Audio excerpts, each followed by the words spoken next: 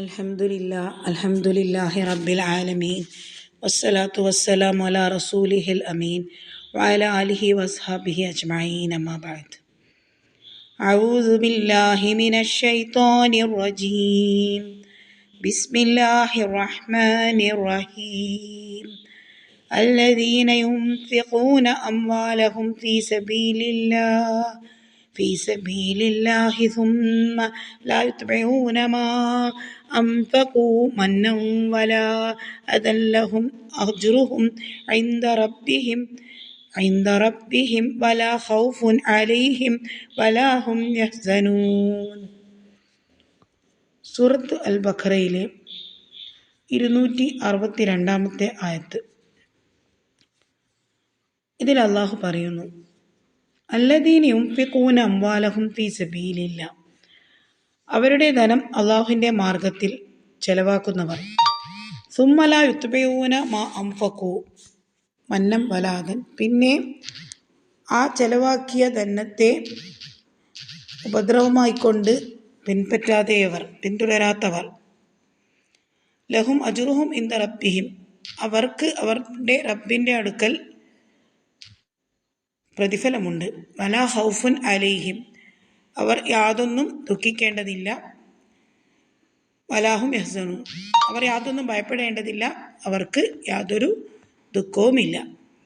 സൂറത്ത് ബഖറ പരിശുദ്ധ ഖുർആനിലെ ഏറ്റവും ശ്രേഷ്ഠമായ ഒരു സൂറത്താണ്. ഈ സൂറത്തിന് ഖുർആൻ്റെ പൂഞ്ഞും കൊടുമുടിയും എന്ന് പേര് പറയുന്നു. അതായത് ഖുർആൻ്റെ ഏറ്റവും ഉയരത്തിൽ നിൽക്കുന്ന മഹത്വം ഏറ്റവും കൂടിയ സൂറത്ത്, ഏറ്റവും കൂടുതൽ ആയത്തുകളുള്ളതും ഇസ്ലാമിലെ ഒരുവിധപ്പെട്ട നിയമങ്ങളെല്ലാം കൽപ്പനകളെല്ലാം കുത്തിബ അലൈക്കും എന്ന് പറഞ്ഞുകൊണ്ട് ഈ സൂറത്തിലൂടെയാണ് നിയമമാക്കപ്പെട്ടിരിക്കുന്നത്. ഇതിലെ ഒരു ആയത്താണ് ഞാനിവിടെ ഓതി കേൾപ്പിച്ചത്. അള്ളാഹുവിൻ്റെ മാർഗത്തിൽ ധനം ചെലവഴിക്കുന്ന ധാരാളം ആളുകളുണ്ടാവും. എല്ലാവരും തന്നെ അള്ളാഹുവിൻ്റെ മാർഗത്തിലാണ് ധനം ചെലവഴിക്കുന്നത്. പക്ഷേ അതിൻ്റെ കുഴപ്പം എന്താണെന്ന് വെച്ച് കഴിഞ്ഞാൽ, പിന്നീട് അവരാ ചെയ്തത് എടുത്തു പറഞ്ഞ് ശല്യപ്പെടുത്തുന്നവർ, അല്ലെങ്കിൽ അതിൻ്റെ പേരിൽ എന്തെങ്കിലും തിരിച്ച് പ്രതിഫലം ആഗ്രഹിക്കുന്നവർ, അവരെക്കുറിച്ചാണ്. നമ്മളൊരിക്കലും ആ വിഭാഗത്തിൽ പെടരുത്. നമ്മളൊരാൾക്ക് ഒരു സഹായം ചെയ്തു കൊടുത്തു, ഒരു രോഗിക്ക് ചികിത്സക്കുള്ള പൈസ കൊടുത്തു, അല്ലെങ്കിൽ ഒരു വീട് പണിയാൻ സഹായം ചെയ്തു, അങ്ങനെ എന്തെങ്കിലും ചെയ്താൽ പിന്നെ നമ്മളത് അവിടെ ഉപേക്ഷിക്കണം. നമ്മൾ ചെയ്ത നല്ല കാര്യങ്ങൾ നമ്മൾ മറക്കുകയും നമ്മൾ ചെയ്ത തെറ്റുകൾ നമ്മൾ എപ്പോഴും ഓർത്തുകൊണ്ട് അതിനെപ്പറ്റി പശ്ചാത്തപിക്കുകയും അത് പിന്നെ ചെയ്യാതിരിക്കാൻ ശ്രമിക്കുകയൊക്കെ ചെയ്യണം. പക്ഷേ മറ്റുള്ളവർക്ക് ചെയ്തു കൊടുത്ത നന്മ നമ്മൾ ഒരിക്കലും ഓർമ്മിച്ച് വെക്കേണ്ടതില്ല. മറ്റുള്ളവരോട് നമ്മൾ ചെയ്യുന്ന തെറ്റുകൾ മാത്രമേ നമ്മൾ ഭയപ്പെടേണ്ടതുള്ളൂ. അപ്പം ഇവിടെ അള്ളാഹു പറയുന്നത് ധനം ചെലവഴിക്കുന്നതിനെ പറ്റിയാണ്. ഉദാഹരണത്തിന്, ഇപ്പോൾ നമ്മൾ വീട്ടിൽ ജോലിക്ക് വന്നുകൊണ്ടിരിക്കുന്ന ഒരു സ്ത്രീ, അവരുടെ കുട്ടിക്കൊരു അസുഖം വന്നോ മറ്റോ നമ്മളോടൊരു ധനസഹായം ചോദിച്ചു, നമ്മളത് ചെയ്തു കൊടുത്തു. പിന്നീട് എപ്പോഴെങ്കിലും നമുക്കൊരാവശ്യമുള്ളപ്പോൾ നമ്മൾ അവളെ വിളിച്ചാൽ അവൾക്കന്ന് വരാൻ സൗകര്യമില്ലെങ്കിൽ, നിനക്ക് ഞാൻ എത്ര ഉപകാരം ചെയ്തതാ, എന്നിട്ട് നീ എന്താണ് ഞാൻ വിളിച്ചിട്ട് വരാത്തത്, നീ അവിടെ ഇവിടെ ഒന്നും പോകണ്ട, എനിക്ക് വന്നാൽ മതി എന്ന് പറയുകയോ, അല്ലെങ്കിൽ പറഞ്ഞില്ലെങ്കിൽ നമ്മുടെ മനസ്സിൽ ആ ഒരു ആറ്റിറ്റ്യൂഡ് എടുക്കുകയോ ചെയ്യുകയെല്ലാം ഈ ആയത്തിൻ്റെ കീഴിൽ വരുന്നവയാണ്. അങ്ങനെയുള്ളവരെ കുറിച്ചല്ല ഇവിടെ പറയുന്നത്. മറിച്ച് എന്ത് തന്നെ നമ്മളോട് ഇങ്ങോട്ട് ചെയ്താലും നമ്മൾ അള്ളാഹുവിൻ്റെ തൃപ്തി വിചാരിച്ചുകൊണ്ട് അങ്ങോട്ട് സഹായം ചെയ്തുകൊണ്ടേയിരിക്കുക. അത് പാവപ്പെട്ടവർക്ക് ധനം കൊടുക്കുന്നത് മുതൽ പണമുള്ളവർക്കും പല സഹായങ്ങളും നമ്മൾ ചെയ്തു കൊടുക്കും. അങ്ങനെയുള്ള എല്ലാ സഹായവും അതിൽപ്പെടും.